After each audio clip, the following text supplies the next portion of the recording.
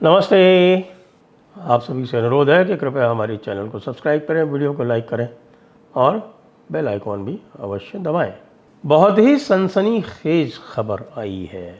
जी हाँ, बिल्कुल होश उड़ा देने वाली। जी, और वो ये कि राहुल गांधी के passport, British passport, Rahul Gandhi के ब्रिटिश पासपोर्ट और राहुल गांधी के ब्रिटिश सिटीजनशिप के जो भी डिटेल्स हैं वो ब्रिटिश गवर्नमेंट ने भारत सरकार के साथ शेयर कर दिए हैं और इस समय वो फॉरेनर्स डिवीज़न जो है वो मिनिस्ट्री का वहाँ पर उपलब्ध है। अच्छा, ये अब बात जो आई, पर शुरू में जब बात आई तो मुझे लगा कि ये जो इनकी ब्रिटिश सिटीजनशिप वाली बात है बहुत दिनों से चल रही है। पहले सुब्रमण्यम स्वामी ने चलाई थी और उसके बाद फिर एक बीजेपी के ही मेंबर थे भाई हमारे, क्या बोलते हैं, एस विघ्नेश शिशिर, कर्नाटका के। उन्होंने इलाहाबाद हाई कोर्ट में एक पिटीशन लगाई। अब जो दिल्ली हाई कोर्ट में लगा रखी है सुब्रमण्यम स्वामी में, उसमें तो ज़्यादा प्रोग्रेस हुई नहीं और मुझे ये समझ में नहीं आता कि सुब्रमण्यम स्वामी ने उसको ठीक से परस्यू क्यों नहीं किया। जिस तरह से वो कर रहे थे, ऐसा कर रहे थे जैसे कोई खाना पूर्ति कर रहे हो, जिसको हम कहते हैं परफंक्टरी, अंग्रेज़ी में उसकी शब्द है परफंक्टरी। तो वो परफंक्टरी टाइप में लग रहा था कि बस हाँ ठीक है, दिखावे के लिए किए जा रहे हैं, बाकी इसमें कोई ख़ास दम वाली बात नहीं है।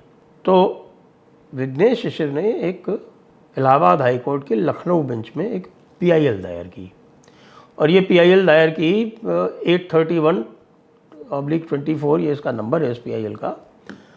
और इसको 2024 में मई महीने में इसको डिसमिस कर दिया गया, ये कह के कि साहब की ये कोई बात नहीं है कि साहब एक बैकऑप्स लिमिटेड जो कोई कंपनी है वहाँ की, उसने अपने रिकॉर्ड में उनको ब्रिटिश सिटीज़न दिखा दिया तो इससे कोई मतलब सिद्ध होता नहीं है, और उसको डिसमिस कर दिया। लेकिन आश्चर्य की बात यह है कि ये दोबारा एविडेंस लेके आए और वो एविडेंस इन्होंने पेश की कोर्ट में, तो कोर्ट ने फिर उसको रीओपन कर दिया। बहुत अनयूजुअल बात है कि डिसमिस्ड पिटिशन को रीओपन कर दिया। इसकी फिर हियरिंग हुई, दिसंबर माह में हुई थी और उसके बाद भी शायद एक बार और हो चुकी है, और उसमें फटकार पड़ी काफ़ी कुछ सेंट्रल गवर्नमेंट को कहा गया कि भाई आप इसमें जो है वो जो आवश्यक रुचि है वो क्यों नहीं ले रहे, आप इसमें रुचि लीजिए जिससे कि ये मामला जो है वो पता चल सके कि वाकई यदि राहुल गांधी ब्रिटिश सिटीज़न नहीं है तो ये जो बार बार बात आती है ये हमेशा के लिए समाप्त हो जाए, दफन हो जाए, ये इसका अंतिम संस्कार हो जाए। क्यों एक लीडर ऑफ ऑपोजिशन स्टेटस के व्यक्ति को ये बार बार इस तरह के आक्षेप झेलने पड़े। तो पिछली बार वहाँ उनके जो केंद्र सरकार से जो वकील आए थे उन्होंने कहा नहीं हम करेंगे।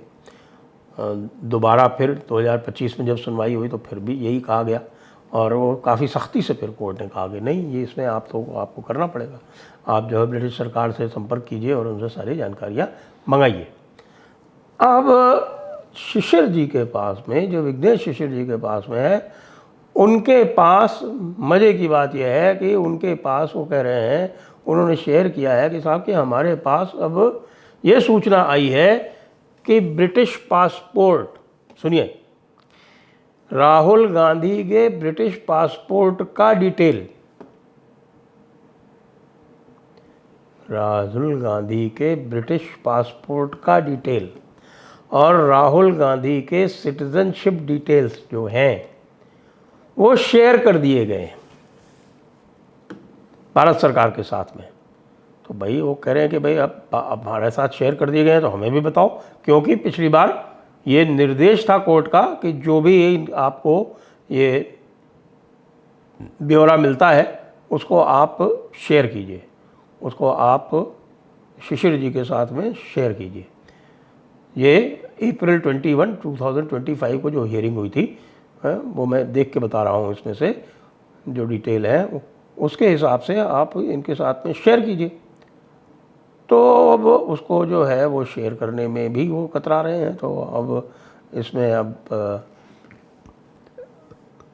RTI लगाइए, ऑनलाइन RTI लगाइए कि साहब ये आया, इसको शेयर कीजिए।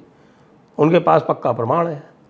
पक्का प्रमाण ये है कि उनको इन्फॉर्म किया गया है कि साहब की पासपोर्ट के डिटेल, यानी ब्रिटिश पासपोर्ट है। इसका अर्थ ये हुआ कि साहब ब्रिटिश पासपोर्ट है। अच्छा, इसमें ये भी बात एक आ रही है, ये मैं जो कुछ भी बता रहा हूँ अपने मनगढ़ंत नहीं बता रहा हूँ भाई।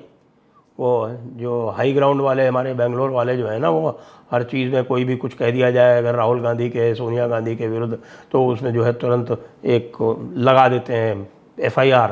और वहाँ के जो भी बैठे हुए हैं वो सिर्फ हाई ग्राउंड में यही काम करते हैं, लगता है ऐसा है।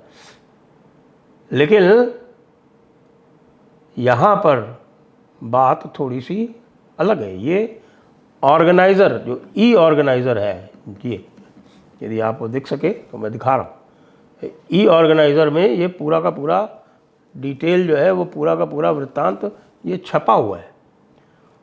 और इसके अनुसार इनके ट्रैवल के, वियतनाम के और उज़्बेकिस्तान के डिटेल भी मांगे गए कि वियतनाम और उज़्बेकिस्तान में जो गए थे वो किस पासपोर्ट पर गए थे। समझ रहे ना आप कि क्या ऐसा है? मतलब इससे जो ये अगर ये कह रहे हैं कि साहब वियतनाम और उज़्बेकिस्तान के डिटेल दीजिए, तो इसका अर्थ क्या है? इसका अर्थ ये है कि भाई वियतनाम उज़्बेकिस्तान में राहुल गांधी जी जो गए थे वो क्या छद्म से और किसी दूसरे पासपोर्ट पे गए थे क्या? ये बताइए। मामला अत्यंत गंभीर है, अत्यंत गंभीर है। और यदि यह सिद्ध हो जाता है, मैं नहीं कह रहा कि भाई जो कुछ भी विघ्नेश शिशिर जी कह रहे हैं वो 16 आने सत्य है, लेकिन चूंकि वो विघ्नेश शिशिर का क्लेम है तो मैं वही बता रहा हूँ कि विघ्नेश शिशिर ने कहा है कि ये उनके साथ में शेयर किया है ब्रिटिश गवर्नमेंट ने। और अब वो कोर्ट में भी जा रहे हैं, वो कोर्ट में जा रहे हैं फिर से कहने कि साहब कि ये देखिए हमें RTI लगानी पड़ रही है, हमारे आपके पूरे स्पष्ट निर्देश हैं कि ये सारी की सारी जो जानकारी है वो हमारे साथ शेयर की जाए जैसे ही मिले। लेकिन इन्होंने शेयर नहीं की, हमें सूचना मिल गई वहाँ से, और अब हम इस पर RTI लगाने के लिए मजबूर किए जा रहे हैं। तो ये देखिए जल्दी ही कोर्ट में वापस आने वाला है। और वैसे राहुल गांधी जो है वो आज एक और केस में जाके बेल लेके आए हैं,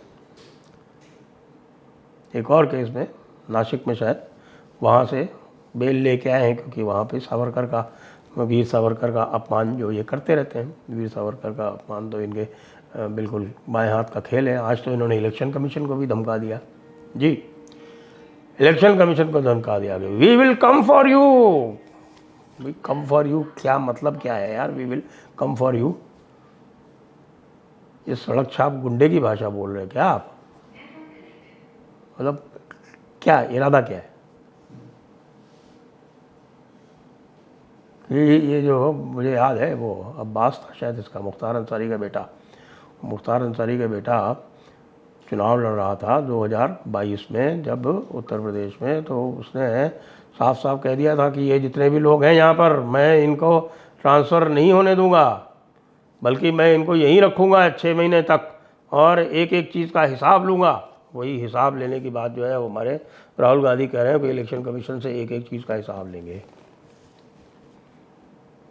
और उधर उनके ही कार्यकर्ता जो हैं वो लेख छाप रहे हैं। आज पूरा एक लेख छपा है एक अंग्रेजी पत्र में उनके कार्यकर्ता का, और वो ये कह रहे हैं कि साहब कि ये जो कुछ भी हो रहा है ये आपके कारण हो रहा है, क्योंकि कांग्रेस फाइटिंग से नहीं आ रही है।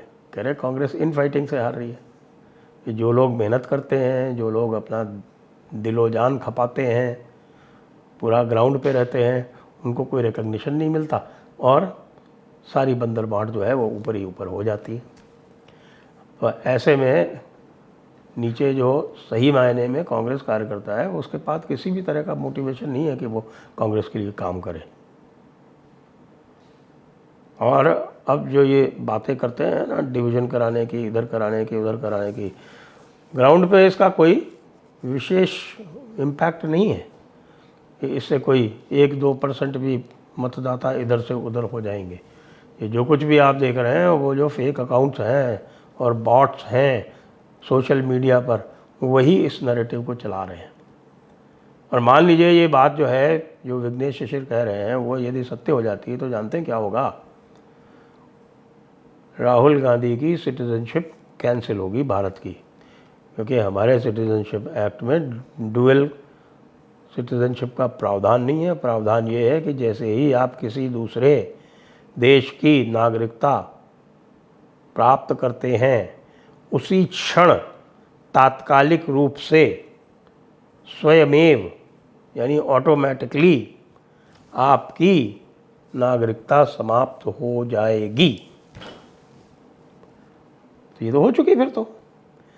फिर तो ये हुआ कि ये जो बैकऑप्स कंपनी है, बैकऑप्स कॉरपोरेशन, इसका जो सबसे पहले सुब्रमण्यम स्वामी निकाल के लाए थे, उसकी जो फाइलिंग थी उस कंपनी की, उसमें इनको ब्रिटिश सिटीजन बताया हुआ था, जिसको कोर्ट्स ने अधिक संज्ञान नहीं लिया कि भाई कोई भी कंपनी अगर कुछ भी लिख दे तो उससे क्या होता है।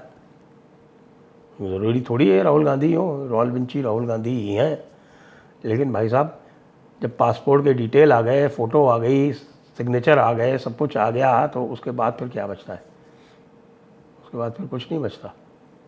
राहुल गांधी जी की समस्या जो है वो गंभीर होने वाली है। और इतना जो ये डेमोक्रेसी और फैसिज्म जो चारों तरफ ये चिल्लाते घूम रहे हैं, कहीं ऐसा ना हो कि पता चले कि सारा का सारा जो फैसिज्म चिल्लाने वाले हैं, सबसे ज़्यादा झूठ उन्हीं के यहाँ से बोला जा रहा हो। और सोनिया गांधी जी को कष्ट अवश्य पहुँचेगा, लेकिन बहन प्रियंका तो निश्चित रूप से प्रसन्न होगी। इसमें मुझे कहीं किसी भी प्रकार का रंच मात्र भी संदेह नहीं है। देखते जाइए क्या होता है। जय हिंद, जय भारत, वंदे मातरम।